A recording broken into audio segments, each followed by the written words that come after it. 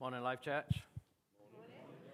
And we are, in this autumn season, we are looking at one particular idea, one particular theme.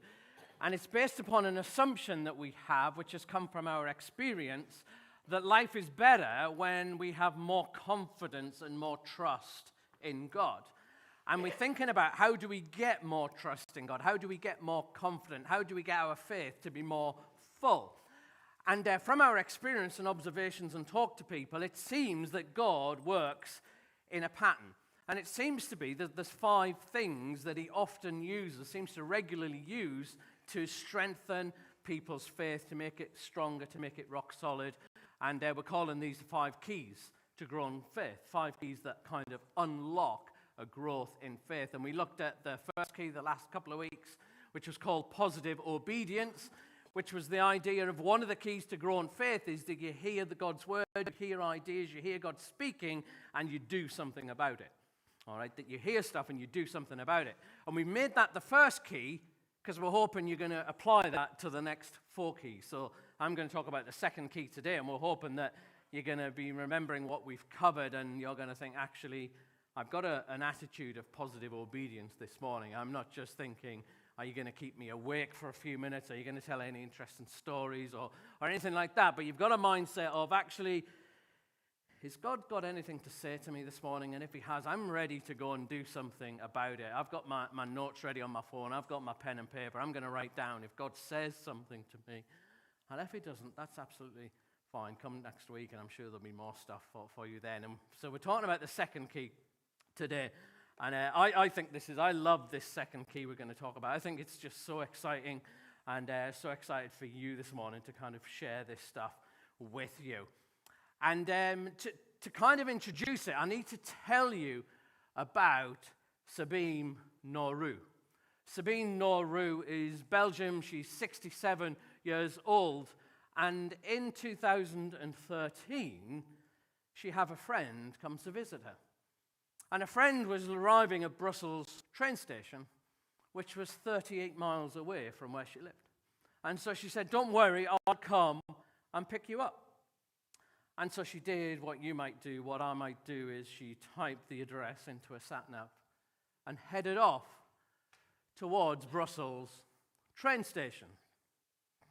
Only problem was she wasn't heading towards Brussels train station, and she found herself crossing the border into France. And she kept going. She kept following her sat-nav. And her sat-nav took her over the border into France, and then took her over the next border into Germany.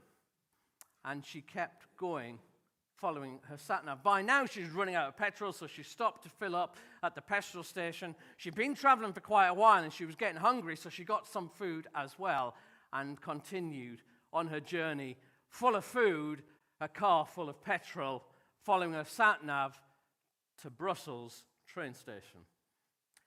She's traveling through Germany, and she goes over the border into Austria, and she keeps going. By now, she's pretty tired, so she pulls into a lay-by and has a sleep. She has a nap for a few hours, she wakes up, and she continues on her journey. She continues through Austria. This is a true story. It continues through Austria, and she arrives in Slovenia. By now, she's running out of petrol again, and she needs to fill up with petrol. She needs to buy something to eat to keep going, and she continues on her journey. By now, her son, who lives with his mom, is wondering where she is, because it's been many hours. So he rings the police, and the police arrive at the house to find out what's going on, maybe to search her house, look at her room, see if there's any concerns, as she is heading into Croatia. She heads into Croatia, she heads towards Zagreb, and this is what she says. Can we just, let's get the PowerPoint going. And next slide. This is what she says. She said, I didn't really notice anything was wrong until I suddenly arrived in Zagreb, and I realized I was no longer in Belgium anymore. This is 30 hours later, by the way. This is 900 miles. And just in case your geography of Europe isn't that great, let's just have a look at this map. So you can see Belgium in the top left, and you can see Zagreb in the bottom right. She phoned up her son just as they were about to launch a nationwide hunt for this woman who had apparently been kidnapped. And naturally, the police asked her what had happened. Obviously, the signs changed language several times in her journey. And this is what she said. She says, "I was just preoccupied. I was a bit absent-minded, and I had a few things to think about, I suppose." Your direction determines your destination. The direction you're going in determines your destination. That's not rocket science, is it? You already know that you may intend to go to Brussels train station, but actually, if you're heading over the border, if your direction is towards Croatia, then actually, it doesn't matter how many naps you have, it doesn't matter how many times you stop for petrol or food. If your direction is to Croatia, eventually you will end up in Croatia. Your direction determines your destination. You already probably know that. That's probably not rocket science. You're not going to go home and tell your family, "By the way, did you know that if you drove towards Croatia, you end up in Croatia?" You already kind of know that, don't you? Direction determines your destination. Did you know that the direction you're walking in financially has a destination? Did you know that the direction you're walking in terms of your marriage has a destination? Did you know that the way that you're parenting has a destination? Did you know that the direction you're walking in terms of your relationship with God has a destination?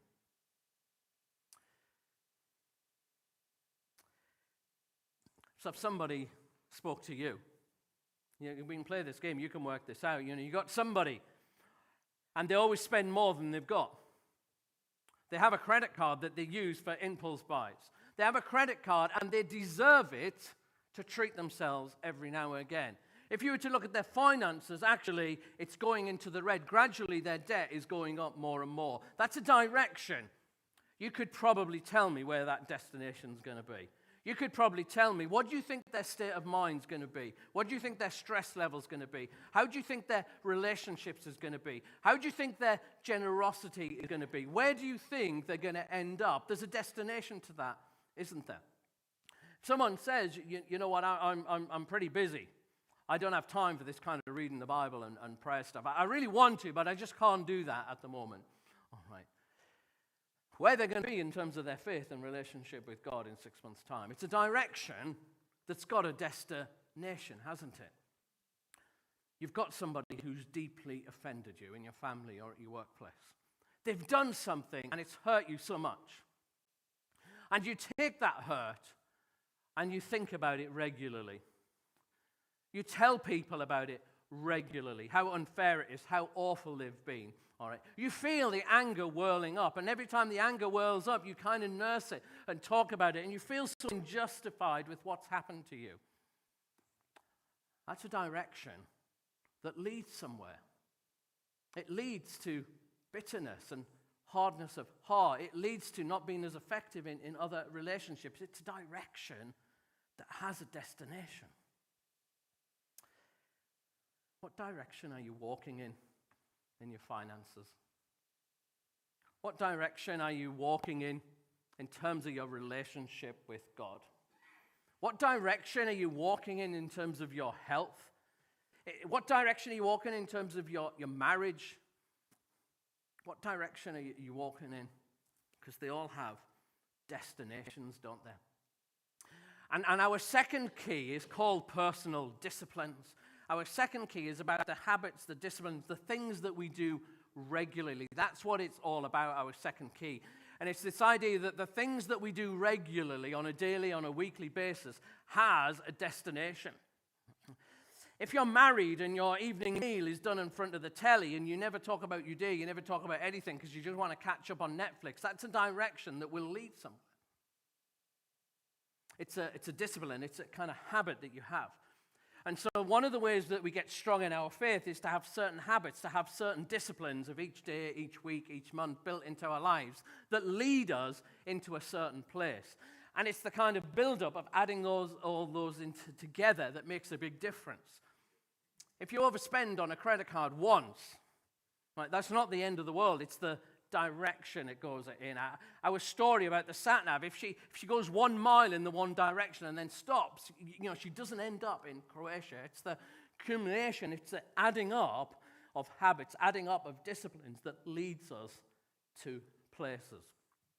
And so our second key is all about how our disciplines, our habits, the things that we do regularly, and it's the idea that certain things lead us to certain places.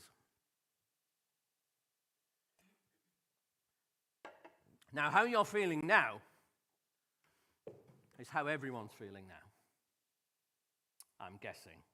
I haven't got an x-ray machine, but there's probably a bit of a level of guilt in the room. There's probably a little bit of shame in the room. There's probably a little bit of a sense of failure in the room as you remember certain things, and you'll be thinking about intentions, you'll be thinking about plans that haven't quite come to light, and there'll be a sense of failure, a sense of shame, a sense of heaviness, a sense that you've let yourself down, and possibly a sense that you've let God down. And if you're in that place where you're just kind of beating yourself up and you say, oh, this is terrible, I'm just still a terrible Christian, I'm a terrible husband and parent, and just, oh my word, everybody knew how bad everything was, how many plans I had and how many times I hadn't done it, all that sort of stuff.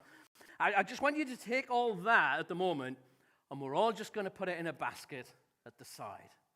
And we're just going to leave it there for a minute. If you really want it, you can have it back at the end of the service, but let's just put it to the side for a minute.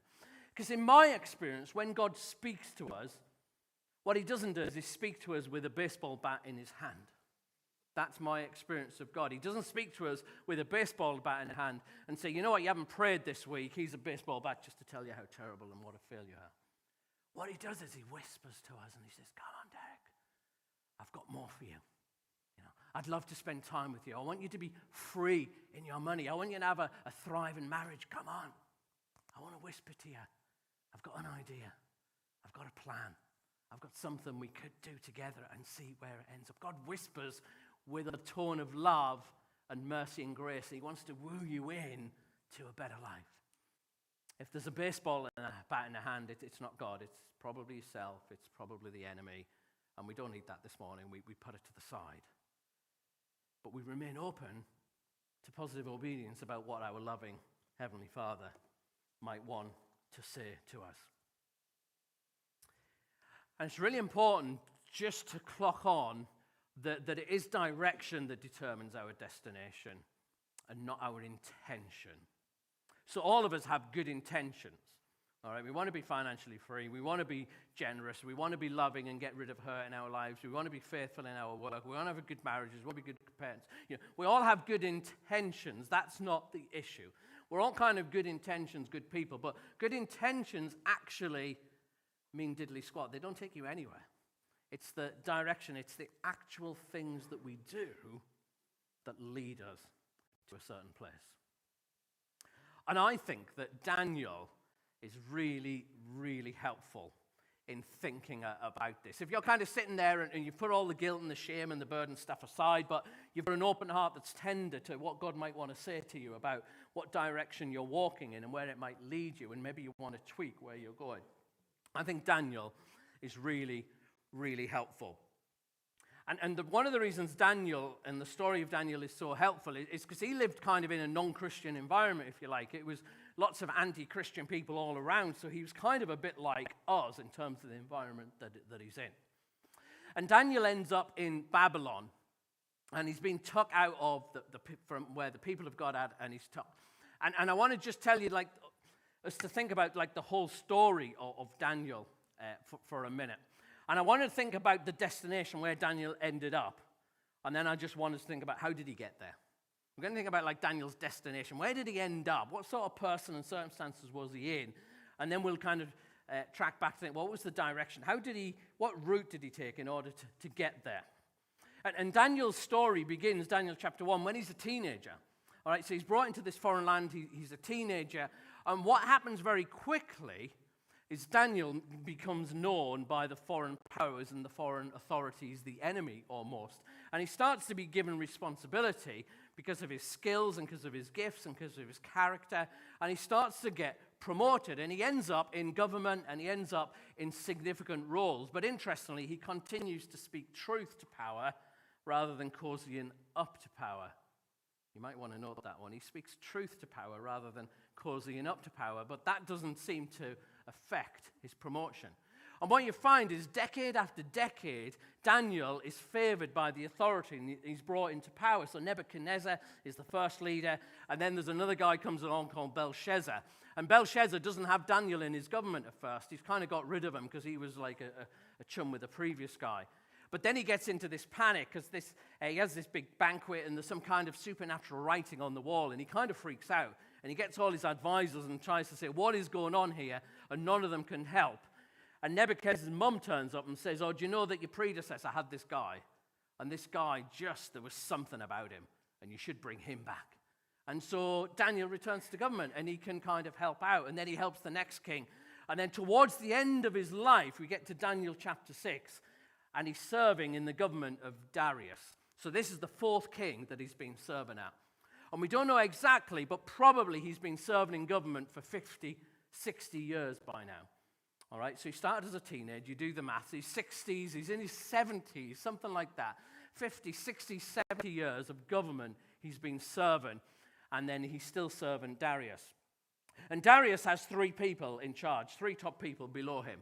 And Daniel's one of them.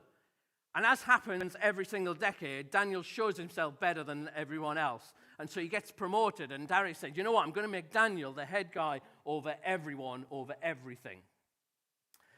And that doesn't go down very well.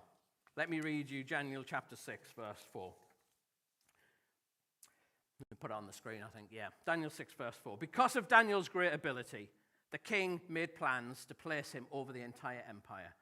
Then the other administrators and high officers began to search for some fault in the way Daniel was handling government affairs.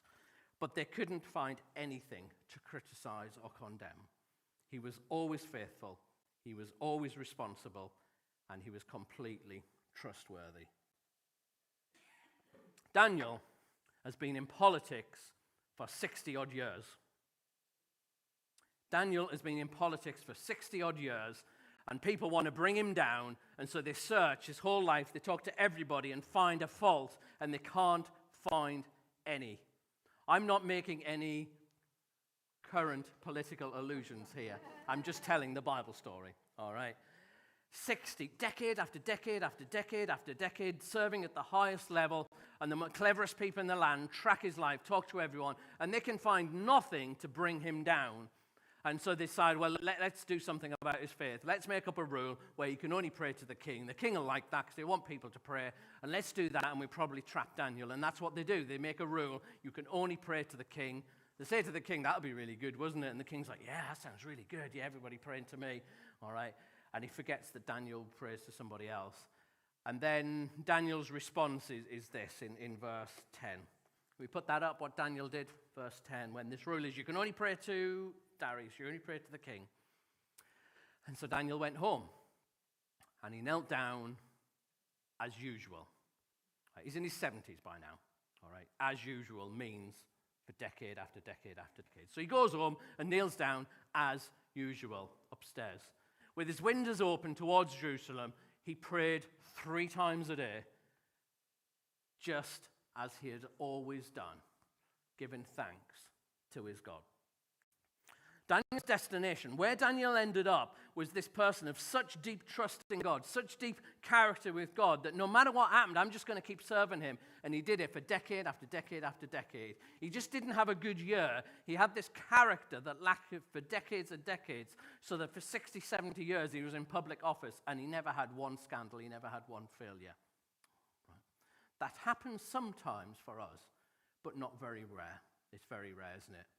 What about the Queen? Decade after decade, no scandals. No comment about all the royal family around her, but she had no scandals. Recently, Nicky Gumbel stepped down from leading HTB, Holy Trinity Brompton in London, which brought out the Alpha Course and all that sort of stuff. He's only led one church in his whole life, and that was HTB. For decade after decade after decade, he led. And he retired recently without a scandal, without any issues, without falling. Just decade after decade of faithfulness because his character lasts. And the question is, how do you end up in that place of such a deep faith and confidence in God that it's not just for a week, it's not just for a season, it's not just for a term, but it lasts for decades and decades and decades. And I think that Daniel ended up in that destination because of a direction he walked in linked to his personal disciplines. As usual, he prayed. As he has always done, 3 times a day. Some of us are ambitious and we try and pray every day in the morning and read the Bible. One of the challenges is that by the time you get to 11 o'clock and you fall out with a colleague at work, the kind of positive effects of that are kind of drifted away. And so sometimes it's good to pray 3 times a day because it kind of locks in, keep returning to God through the day. And that's what Daniel had done. 3 times he'd returned to that. If someone said, you know what, I'm going into politics, I'm going into government leadership, and 3 times a day I'm going to just turn my heart to God, and I'm going to do that for the rest of my life, decade after decade, that's a direction that has a destination about the sort of person that you become. And I find that so inspiring to just think about that sort of legacy, about that sort of character, becoming that sort of person.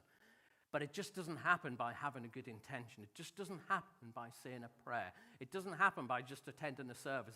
It happens by walking in a direction with certain disciplines and certain habits. James Clear, he's not a Christian, but he writes about habits a lot. But he says this that I think is really interesting. He says this, James Clear: every action you take is a vote for the person you wish to become. Every action you take is a vote for the person that you wish to become. Every habit and discipline that you put into place is a vote for the person that you want to become. The thing that you do first thing in the morning, whether it's turn into prayer or turn into Facebook and your mobile, is a vote for the person that you want to become, isn't it? All right. What you do around meal times or when you just before you go to bed is a vote for the person that you want to become. What you do when people hurt you and what you do in response to that is a vote for the person that you want to become. The decisions you make around your finances, it's a vote for the person that you want to become. Because your direction determines your destination. And it's kind of adding up all those little decisions, having those disciplines and those habits that help us. And I always find it interesting that we never drift into good directions. Have you ever noticed that? You never drift into good directions. You never just drift, guys, you never just drift and suddenly wake up one day, actually, what's this 6-pack that's just appeared? I've just drifted into this direction. You don't just drift into a position of, how come I'm given not just the tithe, but I'm given 15% of my money away? How did that happen? I've just drifted into it. I was just mindlessly making decisions, and you never drift into good directions, do you? I find it quite easy to drift into unhealthy directions. I don't find it difficult to drift into eating unhealthily. I don't find it difficult to drift into just picking up my phone instead of the Bible first thing on the morning. I don't find it difficult to watch Netflix on a night instead of going to bed at a decent time. Drifting into good directions just doesn't happen. You have to make a decision. You need to prioritize. You need to focus in order to get into good directions. So what direction are you walking in? What's kind of God bringing up? Where is he turning your attention just now? And what are you going to do about it? What's the things that have just risen up and you're thinking about a direction? You're thinking about habits and disciplines, either ones you're not doing or ones you are doing. You think, actually, that's not going to lead me to a good place. What is it that's kind of raising up just now? And what are you going to do about it? Because being hearers of the word, kind of hearing stuff makes absolutely no difference to your faith. It's only doing stuff that brings that stronger faith. So what is it that God's nudging you about? What is it that he's whispering to you? Because I want to give you a piece of advice. So for those of you who want to make a change right now in the certain areas of life and you want to make a change, you want a new discipline or a new habit, you want to start daily or weekly, I want to give you some very specific advice that you might not have heard about, and it might be the opposite of what other people have told you. I want to give you 2 ways that a new habit or a new discipline takes root in our lives. And it's copied off James Clear, who wrote Atomic Habits. Not a Christian guy, but really, really wise. Here's my advice. If there's something specific you're wanting to change around your finance or your marriage or your relationship with God, your prayer life, and you want to make a change daily or weekly, here's my advice. Firstly is this, all right, that you make the change so small that you can't fail. That you make the change so small that you can't fail. So when I speak to people, right, they say, oh yeah, I haven't prayed for a month. You know what, I'm going to pray half an hour every night before I go to bed. And I want to encourage them, but in my mind I'm saying there's probably no chance. Right? There's probably no chance, because that's a massive change. I know right now, speaking to me, you're full of godly stuff and you really want to make a change, but if you could pray for half an hour before you went to bed, you probably would have already started it by now. All right. Make the change so small that you can't fail. All right. So if you don't pray at all and you think, I want to pray 5 minutes only a day, 5 minutes. All right. Or you want to change your health, all right? Do 5 exercises in the morning, right? 5 sit-ups, whatever it might be. You know, you never speak to your wife. Come home, say the first 5 minutes, I'm going to speak to her face-to-face, say, how was your day? Tell me about it. All right. 5 minutes, or whatever it is, you make it up. But make it so small that you can't fail. And inside, you'll be like, that's so small, that's not going to make any difference. I need to make it bigger. You'll find it really, really hard to make it really, really small. All right. But make it so small that you can't fail. That's the first thing you do. And then the second thing you do is you increase it by tiny, tiny amounts that you can't fail either. Right. So you say, you know what, every day this week I'm going to pray for 5 minutes only at 12 o'clock. 5 minutes only, and then I'll switch it off. Next week I'm going to move that up to 7 minutes. You know, a tiny, tiny increase so that you can't fail. All right. Or it's your finance, you know what I mean, I'm going to spend £10 less, I'm going to give £10 more or £1 or whatever. Make it so tiny that you can't fail, and then increase it so tiny that you can't fail either. And James Clear, when he looks at this, he says this, and those that are kind of maths and numbers people will get this. If maths and numbers isn't your thing, come back in 2 minutes' time, all right? Don't disappear. All right. But James Clear says this. He said, can you imagine if every day you increase something by 1%? You make a 1% improvement and you do it every single day. Do you know how much better you'll be by the end of the year? Improve something by 1% every day and you do it by the end of the year. Right, and you won't even believe this, right? But if you do the maths and numbers, by the end of the year, you're 30 times better, 37 times better than you were at the beginning, right? Some of you maths people are writing that down and thinking, I'm going to work this out. What is he talking about? All right. Because it doesn't matter how big the change is. What matters is how long you do it for. It doesn't matter how big the change is. What matters is how long you do it for. It doesn't matter how big the change is, how long you do it for. Daniel was doing it for 70 years. And so make it so small that you can't fail. And then just increase it so small that you can't fail. And if you can do it, then just keep doing it. And you'll find over the long term, massive, massive change. Who wants to pray better? Who wants to be 37 times a better prayer warrior by the end of the year? Imagine that. Whose finances want to be 37 times better? You know, we'll all be rich by a year's time, won't we? And what the enemy wants to do, the enemy wants to put a burden on you. He wants to give you massive things to do. He wants to say, no, but that's tiny. 5 minutes praying, that's nothing. That you're nobody if you do that. You've got to really step out in faith. You've got to really give it all to God. You've got to just do masses of stuff. And then we think that that's a godly thing to do, and we have massive ambitions. But actually, it can just crush us. Because God just whispers, invites us, and says, come on. Come on. Your direction determines your destination. Just carry that idea with you this week. And if God says something to you, just do one change and make it so small that you can't fail. And then just increase it. And don't do 5. Don't be a super Christian with 5 changes. Just do one. Whatever God is saying to you. Let's just pray. And let's just give you a minute to process and just clarify in your hand. Write down on your phone. Make a note.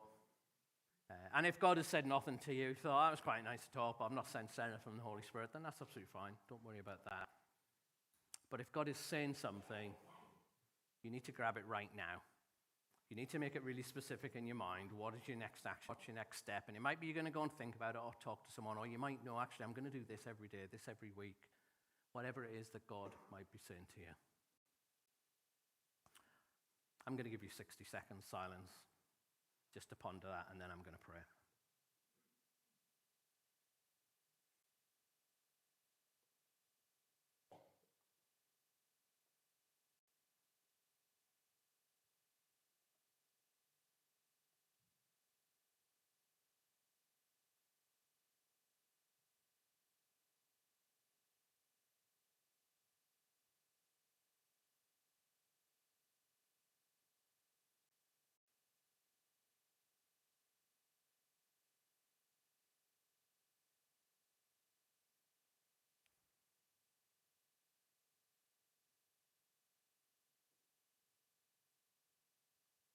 Father, I'm generally so excited right now in what you might be doing in people's hearts right now. The sense of freedom and the sense of joy and the sense of energy that is in some people's hearts right now. The changes that you're nudging them to make. And I just want to pray protection around them, protection over being too ambitious, over taking into any massive burdens, etc. But I want to pray that they'll be so in tune with you and the nudges that you're giving them right now, the focus that you're giving them right now. And will you lead your people into more freedom? Lead your people into more joy. Lead your people into more faith as they respond in positive obedience to the things that you're saying. Amen.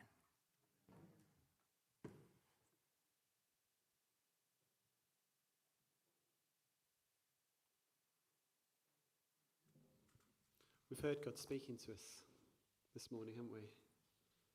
We've heard God speaking through the word that Nathan, the picture that he shared of Jesus' cross becoming a reality in our lives. We've heard God speaking to us through what Derek has shared. And just as we sort of come to an end of our time together, the song that we're going to sing is just about positioning ourselves to respond to what God has said. And do sing with us if you feel that's what God has wants you to do. But if it's just a time for you to kind of reflect on what he's spoken to and continue determining the next step, what the next step that you're going to take tomorrow morning, then let it be an opportunity to kind of just let that sink into you. Maybe stand together as we just do that.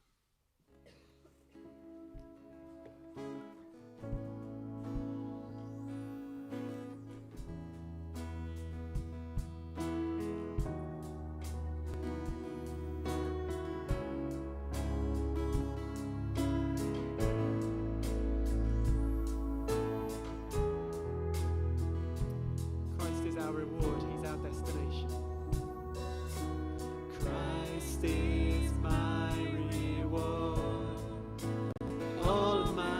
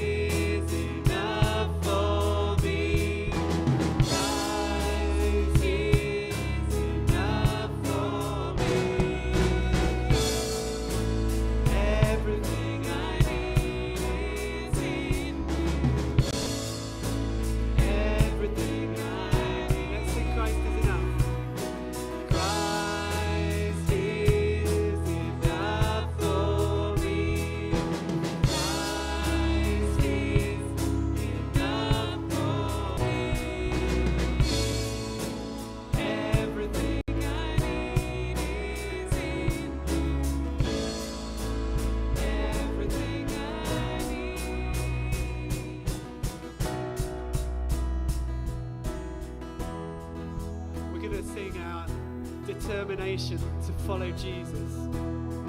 And let's make it an opportunity to just declare that we're ready to take the next step.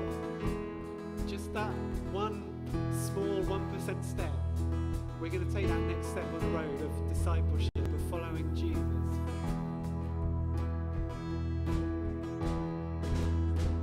I have decided to follow Jesus.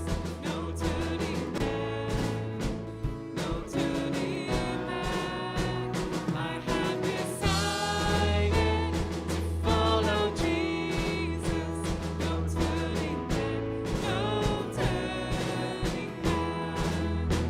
The cross before me, the world before me. No turning back, no turning back. The cross before me, the world behind me. No turning back, no turning back. I have decided to follow Jesus. No turning back, no turning back. I have decided to follow Jesus. No turning back, no turning back.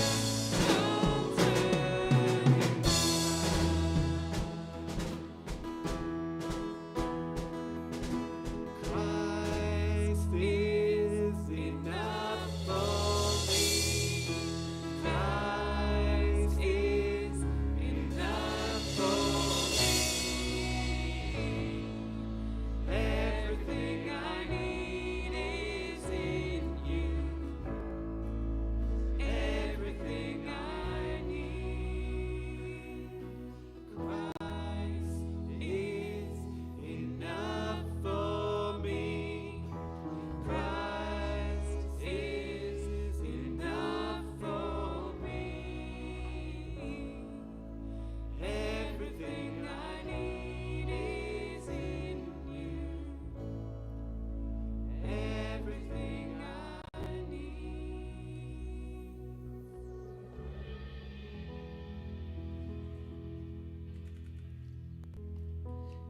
We thank you, Jesus, because it's true. There's everything we need is in you. And sometimes we look elsewhere, but our determination, 1%, one small step at a time, is to follow you because everything we need is in you. Amen.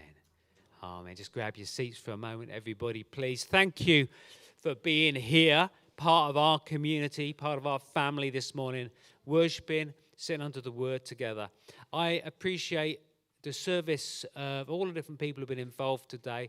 The worship team, thank you guys. Thank you, Derek, for speaking to us because you help us to draw closer to God. Now, as we wrap things up, there will be, as we leave, some baskets on the hall, in the hall there. If you want to make a contribution to what's going on here, if that's where you want to give your giving, that will be available. Secondly, I'd say, if you would like prayer for anything in your life, maybe it's a health issue, maybe it's an emotional issue, maybe it's a practical issue, we would love to pray with you. So as we wrap things up, come forward and there'll be people who will be able to stand alongside you and bring your need to God with you. Last of all, we would ask that we're going to help to set things up for Life Tots, please. Have a look at the screen. The details are on there, all right? So raised stage area, that's this, and everything else kind of should make sense. So if we could help by taking and stacking and popping things where they belong, if we could all muck in and do a chair. But if you're maybe physically that would be hard for you, please don't feel you have to do anything at all. But if the rest of us could just get stuff moved, that would be excellent. Okay? Thank you for being here. Have a wonderful week. Enjoy tea and coffee after we've moved the chairs. Thank you.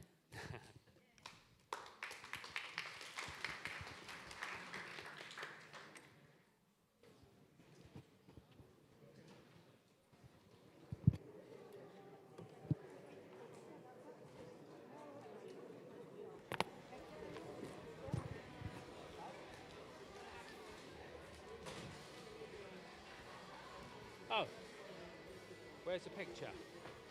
We've lost the picture.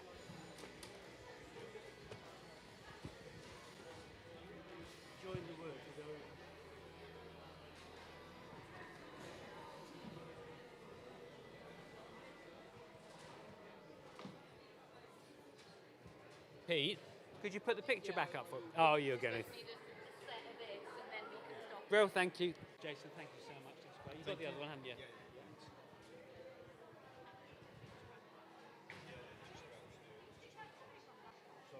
We will do. We just need to do a set of this for the stream, and then we'll